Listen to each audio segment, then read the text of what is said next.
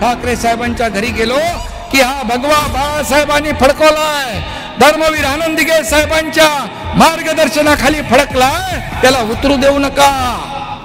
राज साहेबांनी विनंती मान्य केली आणि आम्हाला पाठिंबा दिला. मैं मेरी शिवसेना की कांग्रेस नहीं होना दूंगा, नहीं, कभी नहीं. और मुझे जब ये मालूम होगा कि हो रही है तो I will close my shop.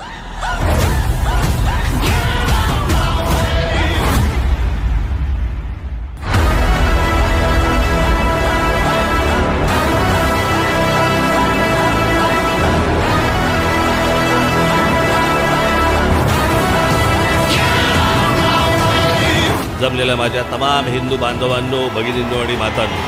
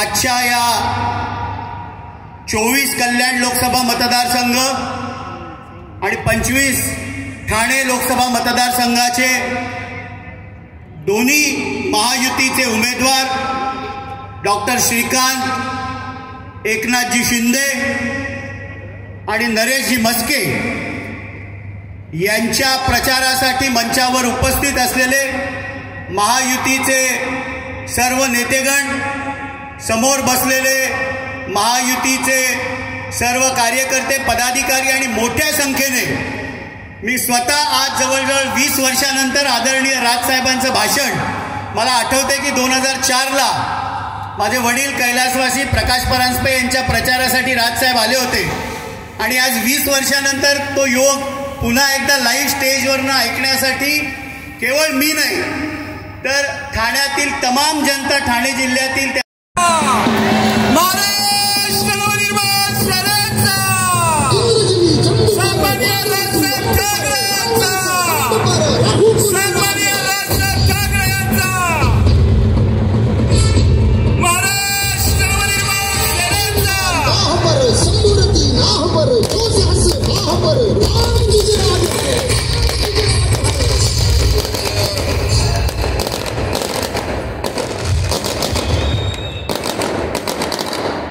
तुम्हाला सांगतोय,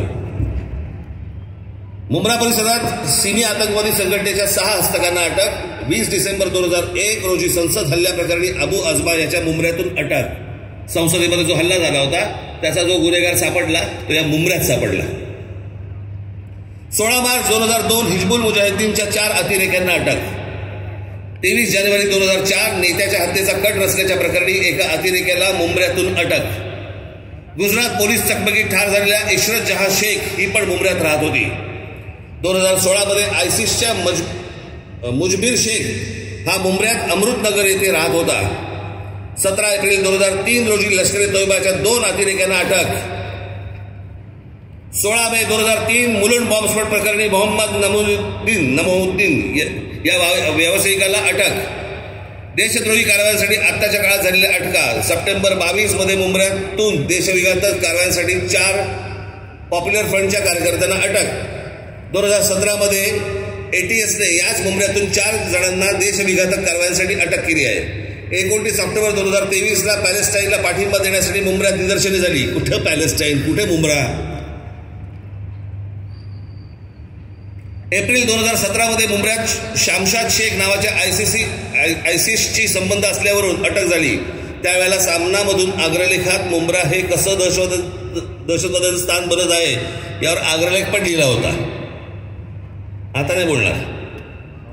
ऑगस्ट 2017 मध्ये मुंब्रा कौसातून ATSने मोठ्या प्रमाणावरती स्फोटकं हस्तगत केली, ज्यात 15 किलो अमोनियम नायट्राईट आणि 9 डिटोनेटर्स हे पण सापडले. ऑक्टोबर 2023 मध्ये मुंबऱ्यातून लष्कर-ए तोयबा आणि ISI शी संबंध असल्याच्या आरोपावरून मुंबऱ्यातून काही तरुणांना अटक केली. टाटा इन्स्टिट्यूट ऑफ सोशल सायन्सेसच्या 2014च्या एक अहवाल आहे टाटा इन्स्टिट्यूट, ज्यात मुंबऱ्यातील वाढती गुन्हेगारी मुस्लिम गेटो करून कसे राहत आहेत यावर चिंता व्यक्त केली आहे. या अहवालातील मुद्दे ड्रग्ज आणि देशविघातक कारवायांमध्ये गुंतलेल्यांमध्ये इथे महिला मुली यांचं रोजचं आयुष्य धोक्यात आहे. हे सगळं आपल्या आजूबाजूला चालू आहे. मी लांबची गोष्ट सांगत नाही तुम्हाला. आज माझ्या समोर इतक्या माता भगिनी समोर बसलेल्या आहेत. कोण तुमची रिक्षा चालवतंय, कोण तुमच्या गाड्या चालवतंय, कोणाबरोबर बसताय, कोण तुमच्या बाजूने चाललेला आहे, काही सुरक्षेचा विषयच नाही.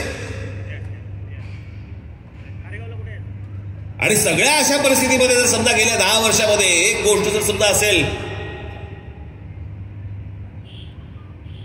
ही जर समजा त्याला वाटत असेल की नाही आपण जास्ती डोकं वर काढलं तर आपण चेचले जाऊ, हे चेचले जाऊ नये म्हणून आपण काँग्रेसला पाठिंबा दिला पाहिजे. हे काय प्रकारचं षडयंत्र सुरू आहे ना, ही गोष्ट पाहणं तितकीच महत्वाची आहे.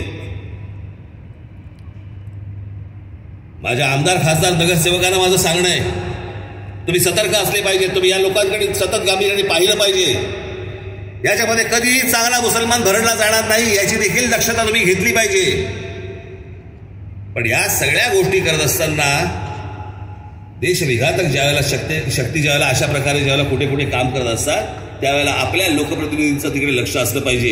विकासाबरोबरच सुरक्षा हा देखील तितकाच महत्वाचा विषय आहे. तो मला असं वाटतं येणाऱ्या भविष्यातल्या या सर्व मंडळी हे आपापले सगळे मतदारसंघ चांगल्या पद्धतीने सांभाळतील या एका अपेक्षेसाठी म्हणून मी याची ही सभा घेतलेली आहे. आज मी श्रीकांत यापुढे नरेश या.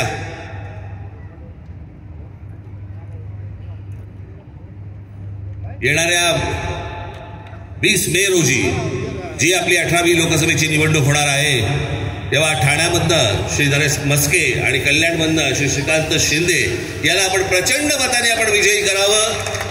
आज जे मी काही सांगितलंय त्यातला अजून पुढचा भाग हा मी त्यांच्यावर बसून बोलीन, पण त्यांच्याकडनं योग्य काम होईल ही अशा अपेक्षा बाळगतो आणि आपल्या सर्वांची मी रजा घेतो. धन्यवाद. जय हिंद, जय महाराष्ट्र.